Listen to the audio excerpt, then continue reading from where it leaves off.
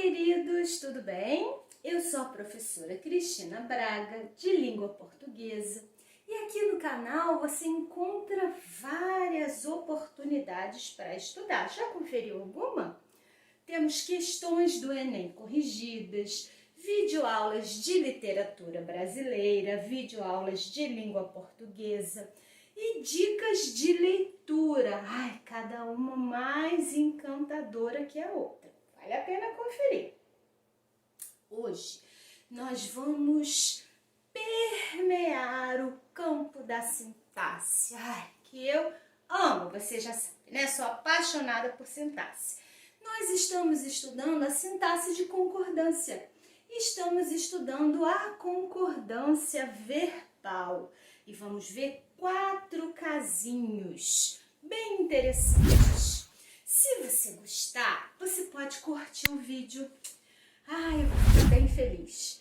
Pode deixar um comentário, pode ativar o sininho para saber quando tem algum vídeo novo. Pode compartilhar com alguém. Ai, eu vou adorar a sua companhia.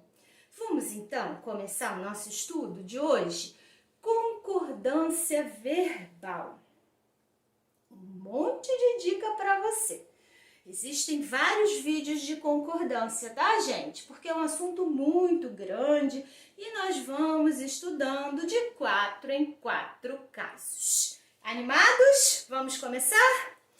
Precisamos lembrar que existe uma regra geral para o estudo da concordância verbal. A regra geral diz que o verbo concorda com o seu sujeito em número e pessoa. Número, singular ou plural. E pessoa, primeira pessoa, segunda pessoa, terceira pessoa. Para que nós descobramos como isso funciona, é preciso analisar o contexto. É preciso achar o verbo da oração, é preciso achar o sintagma nominal que exerce o papel de sujeito da oração, para que nós possamos identificar direitinho como será a concordância do verbo. Vamos aos casos de hoje. Nós ainda estamos estudando o sujeito composto. Vamos lá. Sujeito composto com núcleos ligados por nem. Nem. Quando eu encontrar um sujeito e os núcleos do sujeito composto forem unidos por nem, como é que vai ficar o verbo? Vamos dar uma olhadinha aqui? Nem ela, nem a irmã, sujeito composto com 2 núcleos, ela, irmã, unidos por nem, que é o que a gente está estudando. Verbo saber. Nem ela, nem a irmã sabiam do caso. Como é que ficou ali a concordância? O verbo ficou na terceira pessoa do plural. Seguindo, gente, aquela regrinha que nós já conhecemos. Sujeito composto anteposto ao verbo, o verbo fica na terceira pessoa do plural. Vamos ver a outra? Nem eu, nem você podemos comer hoje. Cadê o sujeito? Nem eu, nem você. Núcleos do sujeito. Eu, você. Núcleos unidos por nem. Dentro desse sujeito, um dos núcleos é o pronome eu. Nós sabemos que quando nós incluímos eu no sujeito, eu e você, eu e ele, eu e o mundo, somos nós. Concorda? Então, aqui a gente vai encontrar uma locução verbal com o verbo auxiliar na primeira pessoa do plural. Plural por quê? Porque nós temos 2 núcleos. Primeira pessoa por quê? Porque apareceu ali o pronome eu. Então, Cristina, toda vez que a gente tiver sujeito composto com núcleos ligados por em, o verbo vai para o plural? Na maioria das vezes, gente, comumente, frequentemente. Mas é possível você encontrar o verbo no singular. É possível? É. É adequado? É. E aí, qual é a intenção desse falante, né? Desse produtor dessa oração, se deixar o verbo no singular? É ressaltar a ideia de que nem ela, nem a irmã, ninguém sabia do caso. É possível sim o verbo na terceira pessoa do singular, com esse objetivo, com essa intencionalidade. Porém, frequentemente, nós vamos encontrar o verbo no plural. Ok? Vamos ao próximo? Sujeito composto com núcleos ligados por ou. Esse aqui é bem interessante. Vamos dar uma olhadinha no primeiro caso. Macarrão ou pizza engordam? Gente, tudo que é bom engorda, né? Então, vamos lá. Sujeito, macarrão ou pizza. Sujeito composto. Sintagma nominal formado por dois núcleos. Macarrão, pizza. Esses dois núcleos são unidos pelo conector ou. O verbo ficou na terceira pessoa do plural. Ficou feio aqui.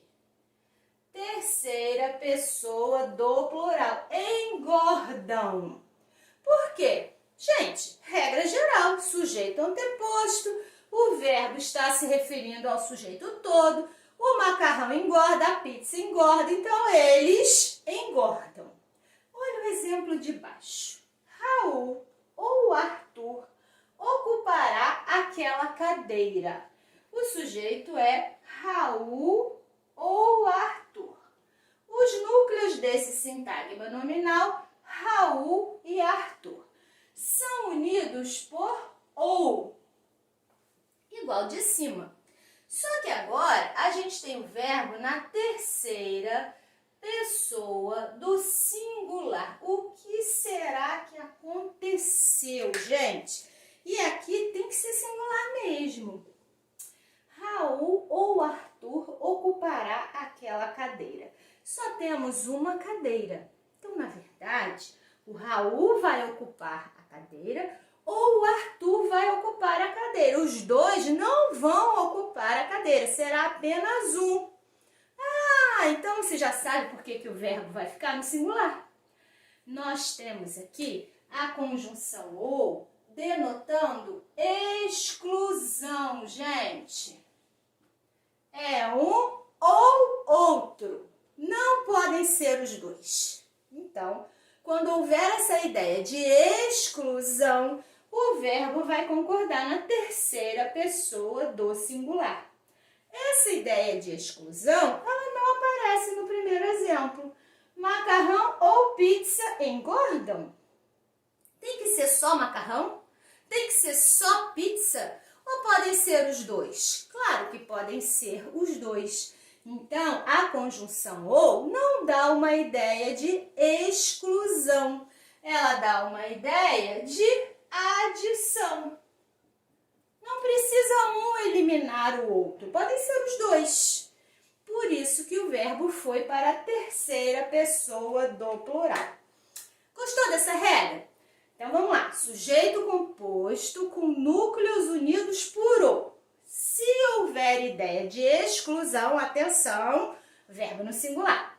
Se não houver ideia de exclusão, fazemos a concordância normalmente com o verbo na terceira pessoa do plural. A não ser que tenha eu ali. Aí você já sabe que se tiver eu, primeira pessoa, vai precisar aparecer. Gostaram? Vamos à próxima? A próxima. Sujeito composto com núcleos ligados por com. Agora nós temos a preposição com dentro desse sintagma nominal. Manuel com seu compadre construíram a casa. Normal, frequente essa construção, né? Usamos bastante. O sujeito composto está aqui. Manuel com seu compadre Dentro desse sintagma nominal, nós temos dois núcleos, Manuel, compadre. Aqui está a preposição com, né, que está unindo esses dois núcleos. E o verbo apareceu na terceira pessoa do plural. Tranquila a concordância. É como se fosse Manuel e seu compadre, os dois construíram a casa. Ótimo, né? Mas vamos dar uma olhadinha no exemplo de baixo? O bispo, com dois sacerdotes, iniciou a missa. Perceba bem que o verbo está na terceira pessoa do singular. O que aconteceu aqui, gente? Aqui mudou tudo. Mudou, ficou diferente. Diferente. Na verdade, é como se a gente tivesse o bispo como sujeito, né? O bispo iniciou e ele estava acompanhado dos dois sacerdotes. Percebem bem? Vocês conseguem perceber que é como se o bispo tivesse feito? Aqui os dois fizeram a ação verbal. O Manuel construiu, o compadre construiu. Eles construíram a casa. Aqui foi o bispo que iniciou a missa. E ele estava acompanhado dos sacerdotes. É como se isso aqui funcionasse como um adjunto adverbial de companhia. Então, como existe esse foco no primeiro, né, na primeira informação, no bispo, o verbo vai ficar na terceira pessoa do singular. Aqui vai depender da intencionalidade do falante, da intencionalidade de quem escreve a mensagem. Se os dois elementos são importantes, eu construo um sujeito composto e levo o verbo para a terceira pessoa do plural. Se um elemento praticou aquela ação, ele foi acompanhado, mas foi ele que praticou, o verbo vai ficar no singular, concordando com aquele elemento. Que interessante, né, gente? Por isso que estudar concordância é uma delícia, porque não é um monte de regra para você decorar. Nós precisamos pensar, nós precisamos analisar o contexto, nós precisamos pensar no uso e na intencionalidade dessa situação comunicativa. Isso é muito bom. Vamos ao próximo caso? Próximo caso é quando a gente tem um sujeito composto formado por pessoas gramaticais diferentes. Pessoas gramaticais diferentes são as que nós mencionamos aqui, né? Primeira pessoa, segunda pessoa, terceira pessoa. Se lá dentro do sujeito eu encontro primeira pessoa, terceira pessoa, segunda pessoa, primeira com segunda, segunda com terceira, terceira com primeira, segunda com terceira, acho que eu já falei isso, né? Como é que faz? Como é que fica o verbo? Como é que se dá essa concordância? Então vamos analisar aqui uns exemplos? Eu e ela sairemos, eu e tu sairemos, você e eu sairemos. Vários tipos de sujeito, ó. Eu e ela, eu e tu, você e eu. Aqui a gente tem um pronome de primeira, um pronome de terceira. Um pronome de primeira, um pronome de segunda. Um pronome de segunda que faz concordância na terceira, né? Com o pronome de primeira. Uma salada só. Um monte de pessoa. Mas isso é muito fácil, gente. Lembra que eu já falei para vocês no começo desse vídeo?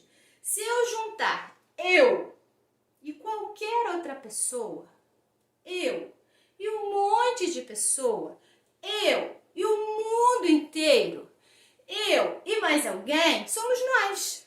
Então, é como se eu enxergasse aqui, ó. Eu e ela, nós sairemos. Eu e tu, nós sairemos. Você e eu, nós sairemos. Toda vez que tiver o pronome de primeira pessoa dentro do sujeito, o verbo vai concordar na primeira pessoa e vai ser no plural. Por que no plural? Porque aqui eu tenho mais de um elemento, então tem que ser plural. Essa ficou fácil, não foi? Então aqui, nos 3 casos, o verbo concordou na primeira pessoa do plural. Agora, e quando não tiver um pronome de primeira pessoa? Como tu e ele. Tu e ele é o meu sujeito. Eu nem uso muito tu, né, Cristina? É verdade. Mas a gente precisa saber, né, como é que faz essa concordância. Se não tiver o pronome de primeira pessoa, que é o pronome eu vou observar esse sujeito. Que pessoas eu tenho aqui? Tu é um pronome de segunda pessoa. E ele é um pronome de terceira pessoa. Se eu seguisse a regra, né, específica, eu concordaria com vós, porque tu e ele, segunda pessoa, terceira pessoa, prevalece sempre a pessoa de menor valor. Então, tu e ele, tu. Plural de tu, vós. E aí eu falaria, tu e ele saireis. Contudo, gente, todos nós sabemos que a segunda pessoa, tanto do singular quanto do plural, não fazem parte do uso corrente dos falantes, né, dos emissores das mensagens. Então, é possível, tranquilamente possível, você fazer a concordância na terceira pessoa do plural e falar ou escrever tu e ele sairão. Tu e ele sairão. Ótimo, sem nenhum problema. Agora eu me confundi. Então vamos recapitular. Se dentro do sujeito eu tiver pessoas gramaticais diferentes, o que são pessoas diferentes? Vou botar aqui em cima, gente. Primeira, segunda e terceira pessoas. O verbo sempre fica no plural. Por que plural? Porque são várias pessoas. Sempre fica no plural. Em qual pessoa? Na pessoa de menor valor. Se for primeira com segunda, primeira. Primeira com terceira, primeira. Primeira com segunda com terceira, primeira. Sempre assim. Se não tiver primeira, só tiver segunda pessoa e terceira pessoa. Seguindo a regra, eu fico com a segunda pessoa do plural. Contudo, não há problema nenhum em usar a terceira pessoa do plural. Traduzindo isso, se tiver eu dentro do sujeito, eu e mais qualquer pessoa, o verbo fica na primeira pessoa do plural. Se não tiver eu, se tiver segunda pessoa e terceira pessoa, posso fazer uma concordância rígida, deixando o verbo na segunda pessoa do plural, ou posso concordar o verbo na terceira pessoa do plural tranquilamente. Tu e ele saireis ou tu e eles sairão. Gostaram das 4 regrinhas de hoje? Estão animados? E aí? Preparados para o próximo vídeo? Então, já, outros 4 casos aí para você. Lembrando sempre que as informações aqui são muito simples, muito básicas e muito elementares. Servem para você iniciar os seus estudos. Depois de assistir, você pode aprofundar as suas pesquisas, certo? Então, um beijo e até a próxima!